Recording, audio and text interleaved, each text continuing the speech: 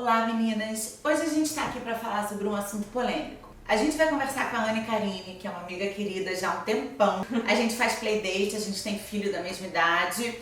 E eu acompanhei a história da Anne, que hoje em dia tá com os documentos dela em dia, tudo tranquilo, mas ela foi mãe aqui nos Estados Unidos, indocumentada. Ela vai contar um pouco da história dela, das dificuldades dela e como é você ser mãe tendo que enfrentar dificuldades como, por exemplo, a nova presidência dos Estados Unidos. Eu espero que vocês gostem.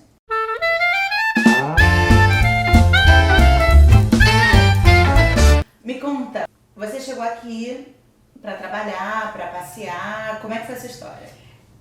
Eu caí de paraquedas aqui, eu nunca tive vontade de vir, eu nunca planejei vir. E aconteceu no Brasil de uma amiga minha, a irmã ter vindo, e ela virou pra mim e falou assim, Karine, vamos? Eu falei assim, vamos.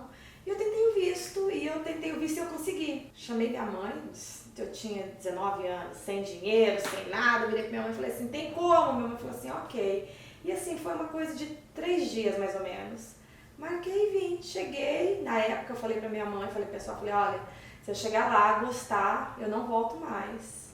E foi o que aconteceu. Eu cheguei, gostei, morei com a irmã da minha amiga por 1 ano, mais ou menos.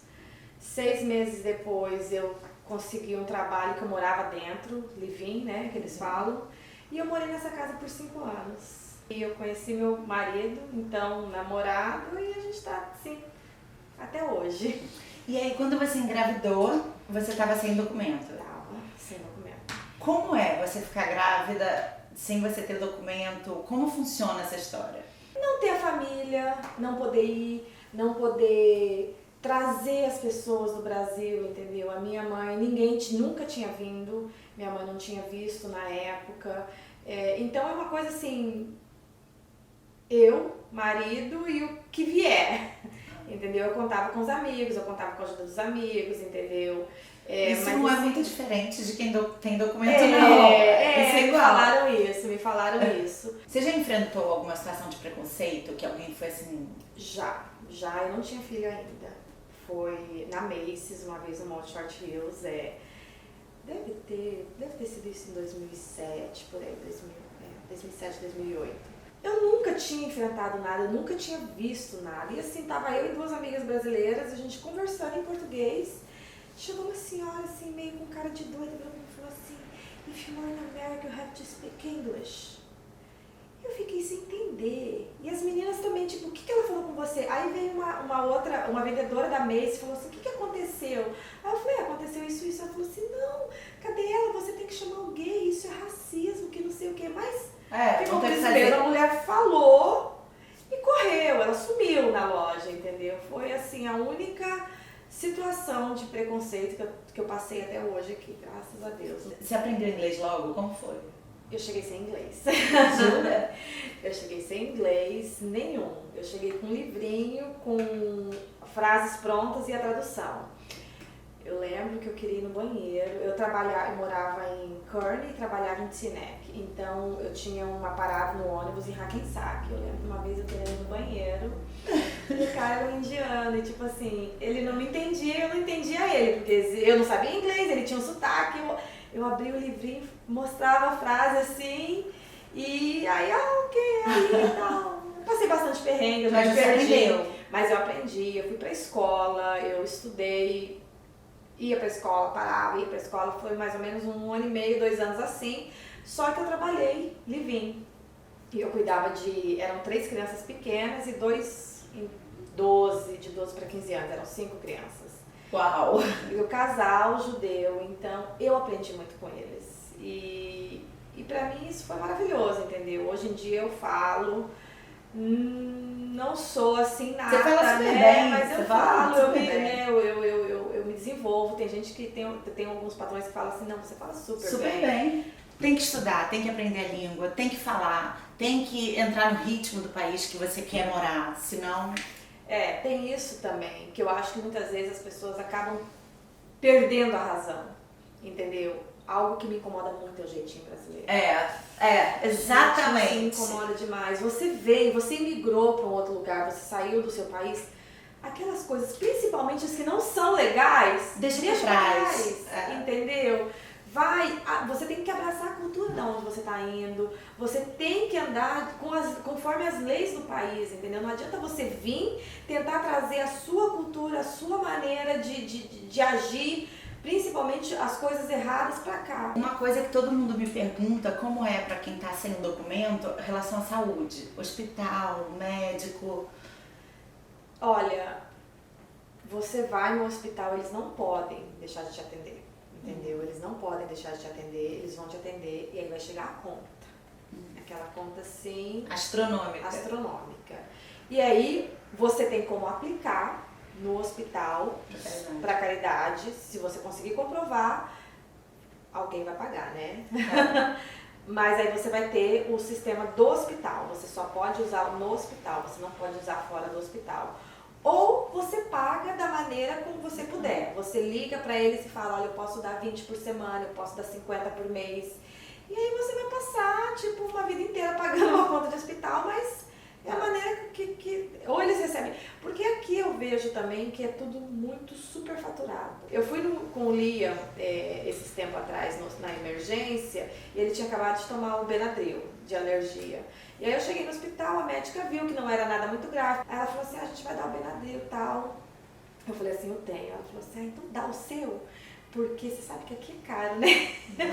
Isso é bem legal, porque nenhum médico faz isso. Não faz isso, entendeu? Mas então, quando você, como indocumentado, vai no hospital, eu acho que o hospital, qualquer coisa que eles receberem de você, eles vão estar no lucro, porque eles estão super faturando, entendeu? Tanto para quem tem seguro, quanto para quem não tem. Anne, e questão de escola para as crianças? Como foi, assim, eles pedem documento, como funciona? Não, a questão da escola é bem tranquilo também, é constitucional o direito à escola nos Estados Unidos. Então, eles não vão te perguntar nada, eles não vão fazer qualquer tipo de menção a respeito do seu status migratório.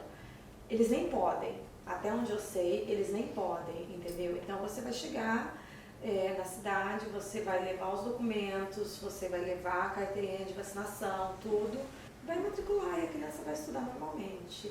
Eles têm, se a criança não souber inglês, algumas escolas, eles têm um ESL, isso, que é um professor para acompanhar.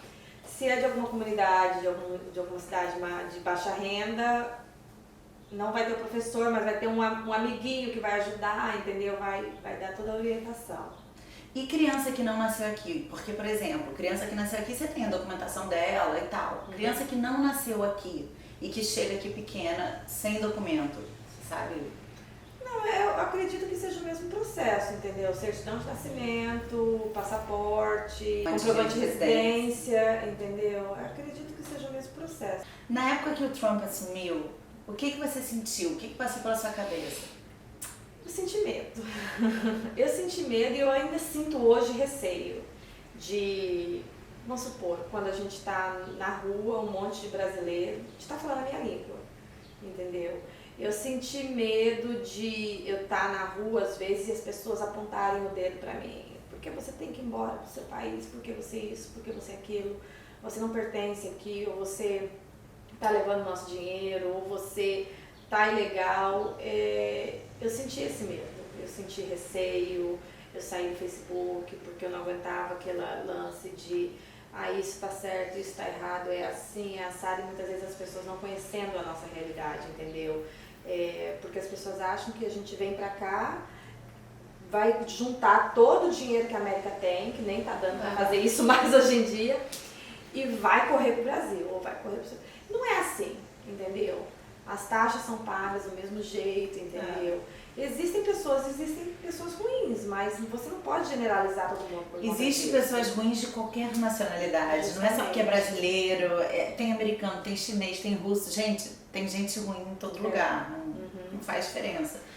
Você, hoje em dia, qual é o maior conselho que você pode dar para uma mãe que está sem documento agora? O que você queria ter escutado quando você estava nessa posição de ser mãe sem documento e de repente estar se sentindo assim perdida? Que difícil. É difícil, né? É uma pergunta difícil. Olha, eu acho que a gente tem que, assim, você tem que saber os seus direitos, entendeu? Porque todo mundo tem direito. Esse país é um país de imigrante. Esse país, a base dele é a imigração.